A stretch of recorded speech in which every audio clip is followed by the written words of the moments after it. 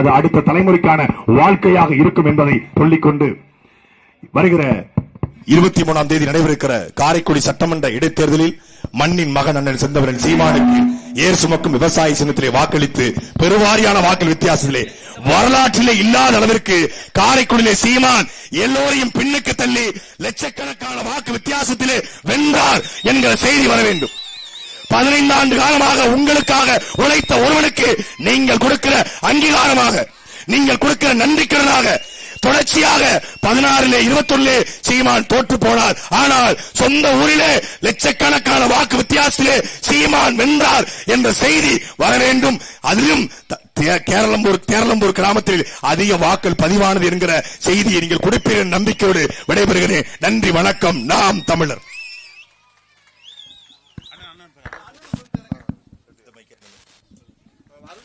தமிழ் தேசிய இனத்தின் ஒற்றை நம்பிக்கை, தலைவர் தந்த தமிழ் கொடை, காரைக்குடியின் சட்டமன்ற உறுப்பினர் அண்ணன் சீமான் உங்களோடு.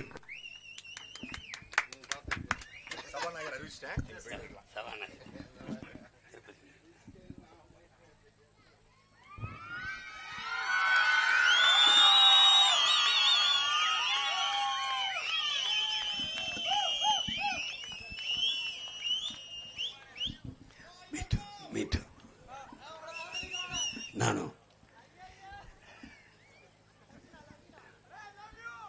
என்னுடைய உயிரோடும் உணர்வோடும் கலந்து வாழுகின்ற என் அன்பு சொந்தங்கள் அனைவருக்கும் வணக்கம். உங்கள் பிள்ளைகள் நாங்கள் வரலாற்றின் பாதையிலே நடந்து வருகிறோம். இங்கே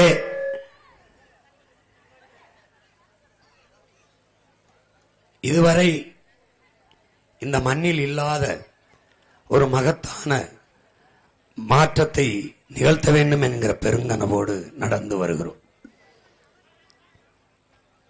உங்களிடமிருந்தே உங்களுக்காக வந்த பிள்ளைகள் உங்களையே தேடி வருகிறோம். ஏனால் எங்களுக்கான வலிமை என்பது உங்களிடம்தான்.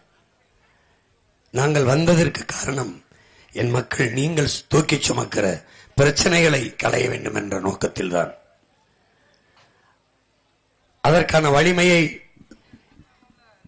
என் சொந்தங்கள், என் பெற்றோர்கள், என் உடன் பிறந்தார்கள் நீங்கள் தான் எங்களுக்கு தர வேண்டும்.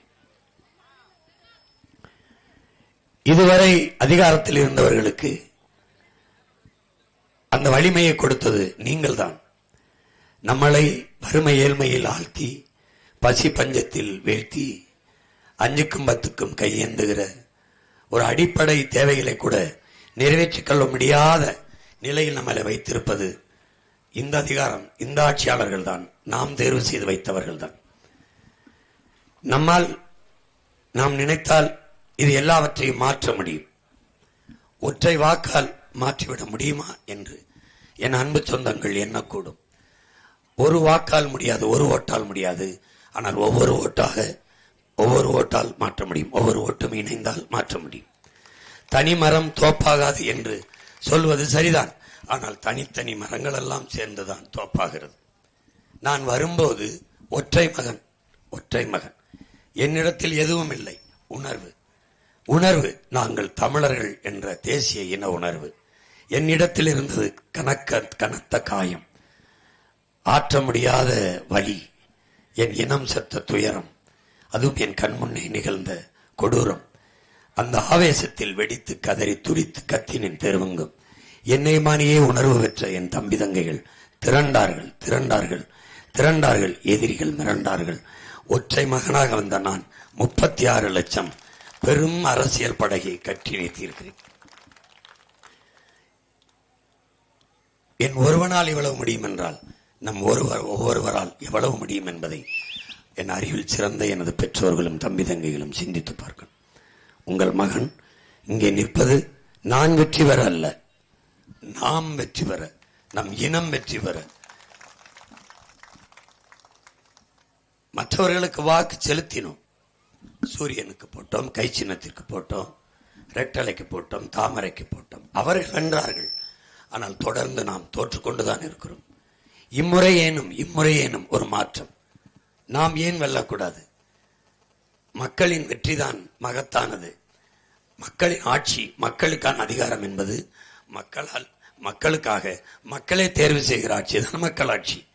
அப்ப நமக்கான அதிகாரத்தை நாம் நிறுவ நமக்கு இருக்கிற கடைசி வாய்ப்பு, கடைசி ஆயுதம் ஓட்டு, வாக்கு. அந்த வாக்கை பயன்படுத்தி நமக்கான அதிகாரத்தை நாம் நிறுவுவோம். நான் யார்? பெரிய தலைவரின் மகனா, இல்ல ஒரு பெரிய கட்சியை அதன் வாரிசாக வந்தேனா, இல்ல அந்த கட்சியை பிரித்து கொண்டு வந்து ஒரு கட்சி தொடங்கினானா? இல்லை, இல்லை. சாதாரண மகன், இங்கிருந்து போனவன் தான். இந்த தேரளப்பூர் மாதிரி ஒரு அரணையூர்னு ஒரு கிராமத்தில் இருந்து போனவன் தான். பல ஆண்டுகளுக்கு முன்னாடி அங்கே நின்றவன், 15-20 ஆண்டுகளுக்கு முன்னாடி. இன்று இங்கே நிற்கிறேன். அங்கே நின்று எல்லாரையும் பார்த்து கொண்டிருந்தேன். இந்த தலைவர்கள் எனக்கானவர்கள், எங்களுக்கானவர்கள், என் மண்ணுக்கானவர்கள், என் மக்களுக்கானவர்கள். என் மொழியை, என் இனத்தை காப்பார்கள், என் நிலத்தின் வளத்தை காப்பார்கள், என் மக்களின் நலத்தை பாதுகாப்பார்கள் என்றெல்லாம் நம்பி ஏமாற்றப்பட்ட பிள்ளைகள். ஏமாற்றப்பட்ட இடத்தில்தான் பேரறிவியாக ஆற்றல் பெருக்கெடுக்கும் என்கிறார் ஐயா இறையன்பு. அப்படி ஏமாற்றப்பட்ட அந்த இடத்தில், வீழ்த்தப்பட்ட அந்த இடத்தில், புறக்கணிக்கப்பட்ட அந்த இடத்தில், நிராகரிக்கப்பட்ட அந்த இடத்தில் வெடித்து துடித்து கிளர்ந்து எழுந்து வந்த இளைய புரட்சியாளர்கள் தான் உங்கள் முன்னாடி நிற்கிற என் தம்பி தங்கைகளும் நானும். எங்களின் கனவு மாற்றம், எங்களின் கனவு மாற்றம். மாற்றம் என்பது ஒரு சொல் அல்ல, ஒரு சொல் அல்ல, செயல். எதில் மாற்றுவோம்? எதில் மாற்றம்? கல்வி அதிக காசு கொடுத்தால் தனியார் முதலாளியிடம் வாங்கிக் கொள்ளலாம், மாற்றம். கட்டணம் இல்லாது என் நாட்டு பிள்ளைகளுக்கு சரியான சமமான தரமான கல்வியை கொடுப்பது அரசின் கடமையும் பொறுப்பும், மாற்றம். அதை வீழ்த்தி இதை கொடுக்கிறோம். மருத்துவம், சிறந்த மருத்துவத்தை காசு இருந்தால் தனியார் முதலாளிகளிடம் மருத்துவமனையில் கட்டி வைத்தியம் பார்த்துக் கொள்ளலாம், மாற்றுகிறோம், மாற்றுகிறோம். ₹1 கட்டணம் இல்லாது அந்த தரத்தை இங்கே வைத்து என் சொந்தங்களுக்கு சிறந்த மருத்துவத்தை கிடைக்க செய்கிறோம், மாற்றம், மாற்றம். வாக்குக்கு காசு கொடுக்க கூடாது. ஏன்? அது ஜனநாயக படுகொலை.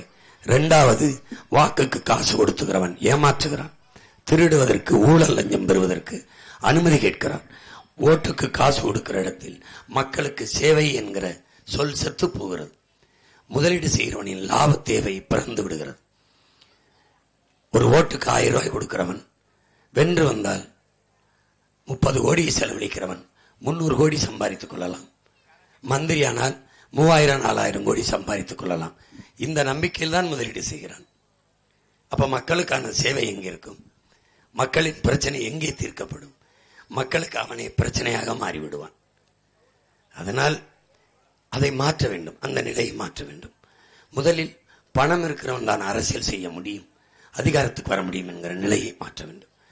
மக்களுக்கு தன்னலமற்று சேவை செய்ய வேண்டும் என்கிற மனம் இருக்கவனும் அதிகாரத்துக்கு வர முடியும் என்கிற நிலையை உருவாக்க வேண்டும். இந்த கூட்டத்தில் இருக்கிற ஒருவனும் நாட்டின் மிக உயர்ந்த பதவிக்கு வர முடியும் என்கிற நம்பிக்கையை கொடுப்பதுதான் ஜனநாயகம், அதுதான் மக்களாட்சி. அதை உருவாக்க வேண்டும், அதை உருவாக்க வேண்டும். ஏழ்மை வறுமை நிலை இல்லாது மக்களின் வாழ்க்கை தரத்தை உயர்த்த வேண்டும். ஊழல் லஞ்சம் இல்லாது உண்மையும் நேர்மையுமான நிர்வாகத்தை இந்த நாட்டில் கொண்டு வர வேண்டும், அது மாற்றம். இப்படி ஒவ்வொன்றிலும் மாற்றம். அதுதான் உங்கள் பிள்ளைகளின் கனவு. அந்த கனவை நிறைவேற்றத்தான் கால்கடுக்க ஓடி வருகிறோம். அடுத்தவர் கால்களை நம்பி இல்லை, சொந்த கால்களை நம்பி. நாங்கள் நினைத்திருந்தால் இந்த கட்சிகளோடு பல கோடி ரூபாய் பேரம் பேசிக்கொண்டு பல சீட்டுகளை வாங்கி கொண்டு கூட்டணி வைத்து நிற்க முடியாதா? முடியும். ஏன் நிற்கவில்லை? கூட்டணி என்பது வியாபாரம், இது கூட்டணி இல்ல, உயர்ந்த கொள்கையை கொண்டிருக்கும் அணி. அதனால் தனித்து நிற்கிறது, தனித்து நிற்கிறது, தனித்துவத்தோடு நிற்கிறது, உயர்ந்த தத்துவத்தோடு நிற்கிறது. யாரை நம்பி நிற்கிறது? எங்களை பெற்ற பெற்றோர்களை நம்பி, எங்கள் உடன் பிறந்தோர்களை நம்பி நிற்கிறது. அவர்கள் எங்களை கைவிட மாட்டார்கள் என்று அசைக்க முடியாத நம்பிக்கையில் நிற்கிறது. வந்தவன் போனவெல்லாம் வாக்கு செலுத்தி அதிகாரத்தை கொடுத்து வசதியாக வாழவும் ஆளவும் வைத்த என் மக்கள் சொந்த பிள்ளைகளை கைவிட்டு விட மாட்டார்கள் என்று அசைக்க முடியாத நம்பிக்கையில் இந்த களத்தில், இந்த நிலத்தில், இந்த தேர்தல் காலத்தில் வந்து நிற்கிறோம். மற்றவர்களுக்கு தேர்தல், உங்கள் பிள்ளைகள் எங்களுக்கு இது மாறுதல். தமிழ் தேசிய இனத்தின் விடுதலைக்கான புரட்சிகர அரசியல் போர்க்களம், போர்க்களம்.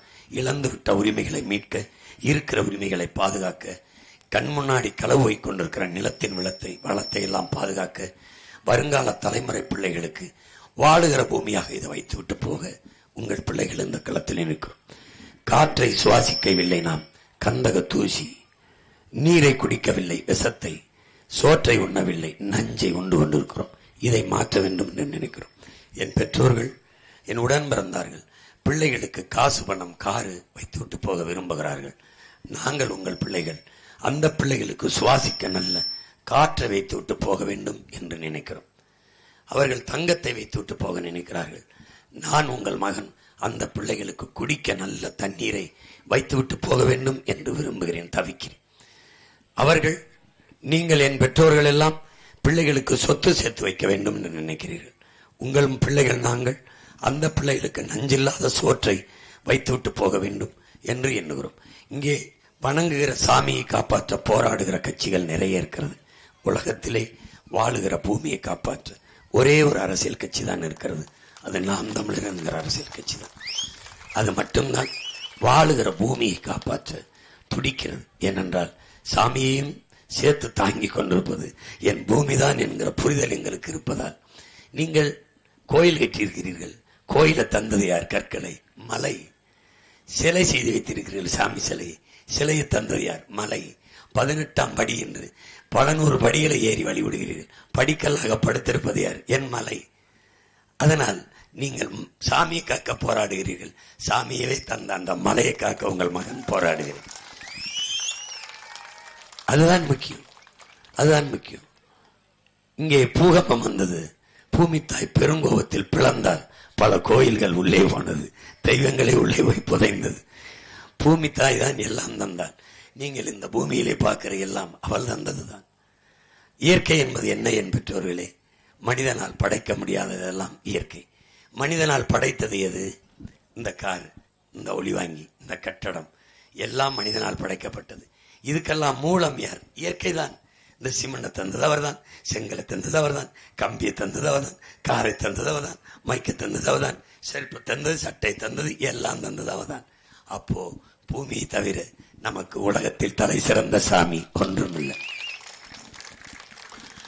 நம்மை பெற்ற தாய் 10 மாதம்தான் நம்மை வயிற்றில் சுமக்கிறார். ஆனால் பூமி தாய் தன் வாழ்நாளில், நம் வாழ்நாளில் கடைசி நொடி வரை நம்மளை சுமக்கிறார்.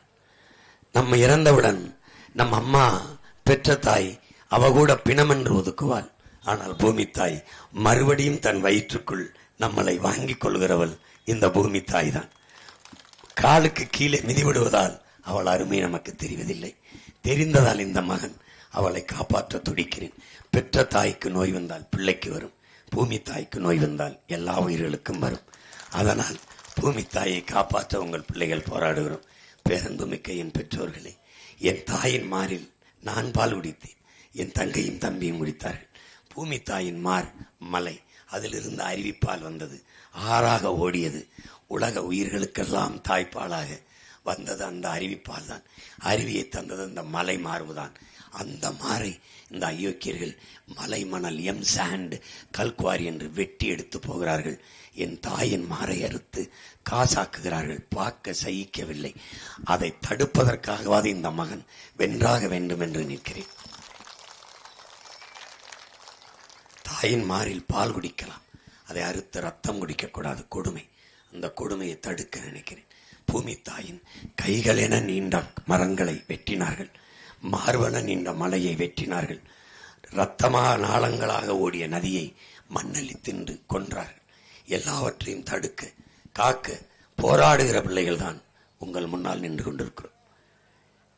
உங்கள் முன்னால் 10 ஆண்டுகளில் இந்த மண்ணை பச்சை போர்வையால் உங்கள் மகன் போர்த்துவேன். 10 ஆண்டு பசுமை திட்டம், பலகுடி பனை திட்டம், வெப்பம், பருவநிலை மாற்றம் என்ற சொல்லை நீங்கள் கேட்க முடியாது. இவ்வளவு இடங்கள் காலியாக இருக்கிறது. எத்தனை மரங்கள் இருக்கிறது. மரத்தின் அருமை தெரியாவில்லை. மரம் இல்லை என்றால் நாம் வாழ முடியாது. நாம் இல்லாமல் மரம் வாழ்ந்துவிடும். ஒரு இடம் உங்கள் மகனின் ஆட்சியில் பொட்டலாக கிடந்தது என்று ஒரு இடம் நீங்கள் சொல்ல முடியாது.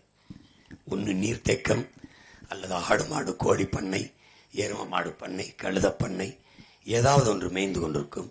அல்லது கூட்டு வேளாண் பண்ணை, கரும்பு விளைந்திருக்கும், வாழை விளைந்திருக்கும், தென்னை இருக்கும், முருங்கை இருக்கும், ஏதாவது ஒன்று விளைந்து கொண்டிருக்கும். இல்லை என்றால் 10 ஏக்கர் 5 ஏக்கர் நீர்த்தேக்கமாக இருக்கும். சீம கருவேலை என்கிற மரம், அந்த ஒரு சொல் என் நிலத்தில் ஒன்று இருக்காது. நீங்கள் கேரளா நம்ம ஊர்ல இருந்து ரொம்ப கிட்டத்தான். ஒரு தடவை எனக்காக என் சொந்தங்கள் போய் பார்க்கணும். ஒரே ஒரு சீமக்கருவேலை செடியை காட்டுங்க பார்ப்போம். ஒரு செடி இருக்காது. ஒருவேளை அந்த செடி முளைச்சா பள்ளிக்கூடத்துக்கு போற பிள்ளை அந்த செடியை பிடிங்கி கொண்டு போய் எந்த கடையில கொடுத்தாலும் அந்த கடைக்காரர் அந்த பிள்ளைக்கு ₹1 ₹2 செலவுக்கு கொடுத்து ஊக்கப்படுத்துவார். எப்படி பத்தியில ஒரு சீமேல கருவேலை செடி கிடையாது, ஒரு பிளாஸ்டிக் கிடையாது, ஒரு பிளாஸ்டிக் நெகிழி கிடையாது.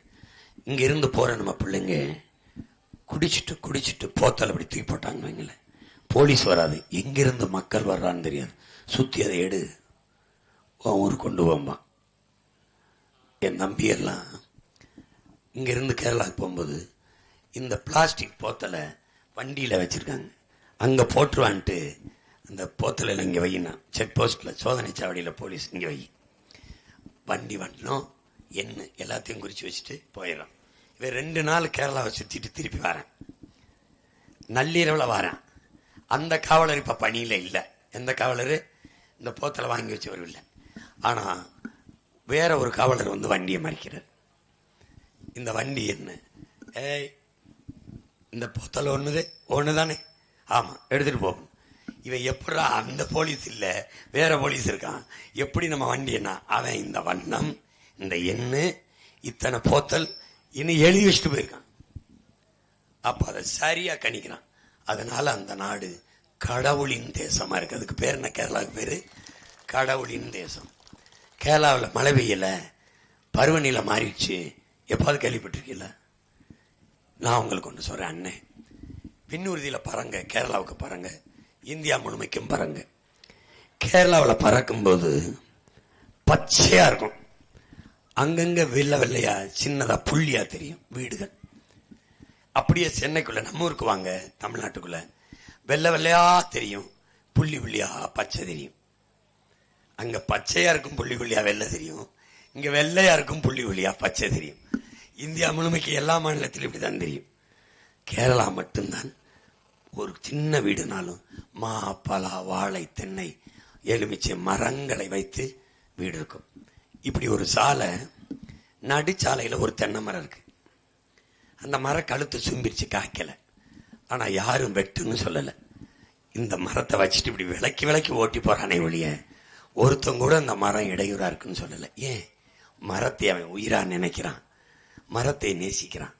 நம்ம பலாயிரக்கணக்கான மரங்களை வெட்டிட்டு ரோட போட்டுவிட்டு, உங்களுக்கு தெரியுமா, உங்க நாடு, நம்ம நாடு, இந்திய நாடு நிதிநிலை அறிக்கையில மாண்புமிக்க அம்மா நிர்மலா சீதாராமன் தூய காற்றுக்கென்று 4500 கோடி பட்ஜெட்ல ஒதுக்குனாங்க. நிதிநிலை அறிக்கையில தூய காற்றுக்கு.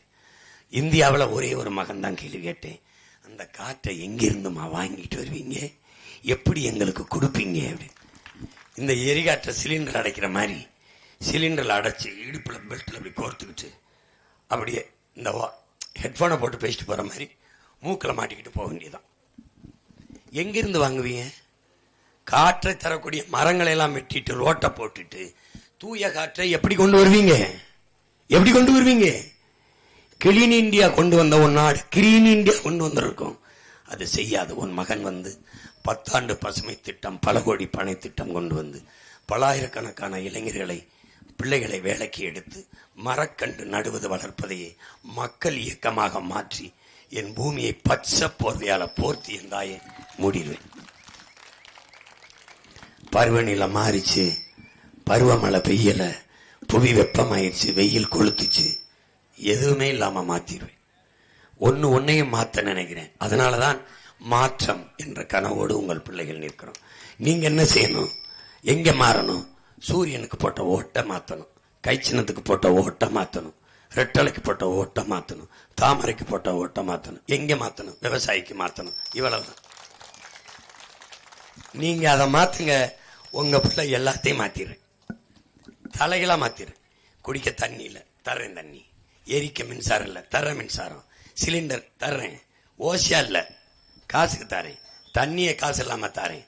படிப்பை காசு இல்லாம தாரேன், மருத்துவத்தை காசு இல்லாம தாரேன், உலகத்தரத்துக்கு தாரேன். சும்மா எதையா ஊத்தி ஏமாத்துறாள் இல்ல, தரமா தாரேன், தரமா தாரேன். ஏன் தாரேன்? என் ஆத்தாள பொண்ணுக்கு தான் தாரேன், என் அண்ணன் தம்பிக்கு தான் தாரேன். நான் வாக்க பறிக்க வந்து நிக்கல, உன் வாழ்க்கையை பாதுகாக்க வந்து நிக்கிறேன். அதனால உன்னை ஏமாத்தணும்னு நினைச்சா நானும் வாக்குறுதிகளை கொடுக்கலாம் தானே. உன் மையம் முதலமைச்சரானா வீட்டுக்கு ஒரு கார், வீட்டுக்கு ஒரு ஹெலிகாப்டர், அப்படி சொல்ல தெரியாத? சொல்ல தெரியாத? இப்ப நீட்டு தேர்வு நாங்க வந்தா ரத்து பண்ணுவோம், நான் ரத்தா பண்ணிட்டான், அடிச்சு விட்டு போண்டி தானே. 2000 எங்கிருந்து கொடுப்பா? 2000 எங்கிருந்து கொடுப்பான்? 2500 கொடுக்கிறேன்றாப்ல. அம்மாவுக்கு இவ்வளவு கடன் கொடுத்தேன், அப்பாவுக்கு இவ்வளவு கடன் கொடுத்தேன், மகனுக்கு மகளுக்கு மனைவிக்கு இவ்வளவு கடன் கொடுத்தேன்னு எழுதி வச்சவரு உனக்கு 2500 தரேங்கிறாப்ல. எங்கிருந்து கொடுப்பாருன்னு பாரு. பக்கா மாசில பயங்கர லூசு. அது பக்கா மாசில ஆம்பட்டும் லூசு. ஒரு பையன் கத்தனா மாதிரில சுண்டலு விஜய் ரசிகன்லாம் மெண்டலு பக்கா சுண்டல்.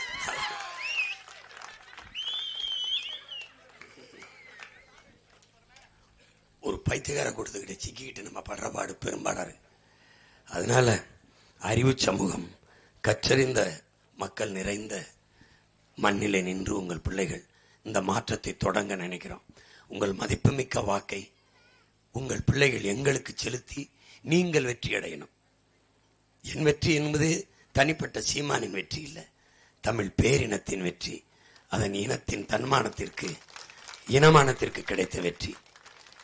உங்கள் பிள்ளைக்கு எனக்கு செலுத்தும் ஒவ்வொரு வாக்கும் நம் மொழி காக்கும், இனம் காக்கும், மண் காக்கும், மானம் காக்கும், மக்களின் நலங்காக்கும், நிலத்தின் வளங்காக்கும், எதிர்கால தலைமுறை பிள்ளைகளின் வாழ்க்கையை பாதுகாக்கும், காடு காக்கும், மலை காக்கும், ஆறை காக்கும், அருவியை காக்கும், கடலை காக்கும், காட்டை காக்கும், இந்த நாட்டை காக்கும் என்ற நம்பிக்கையோடு உங்கள் வாக்கை விவசாய சின்னத்திற்கு செலுத்துங்கள்.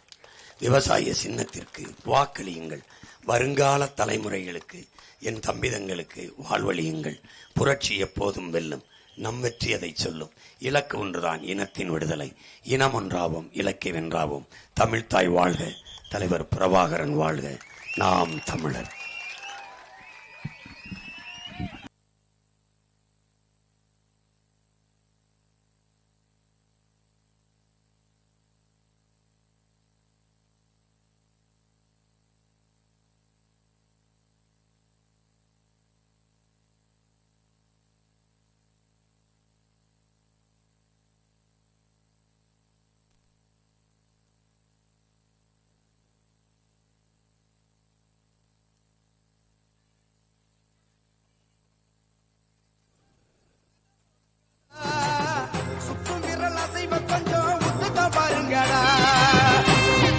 வென்று வருவோம், ஒற்றுமையாகுங்கடா.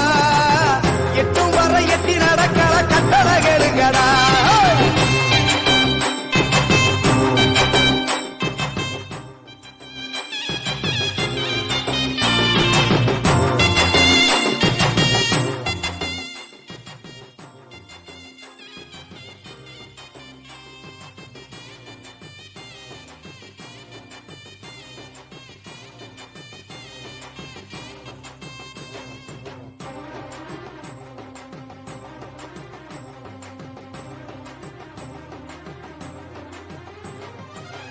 வரியிலே வார்த்தை கொட்டு, நல்ல வண்ண இசையிலே மெட்டுக்கட்டு, அண்ணனின் புன்னகை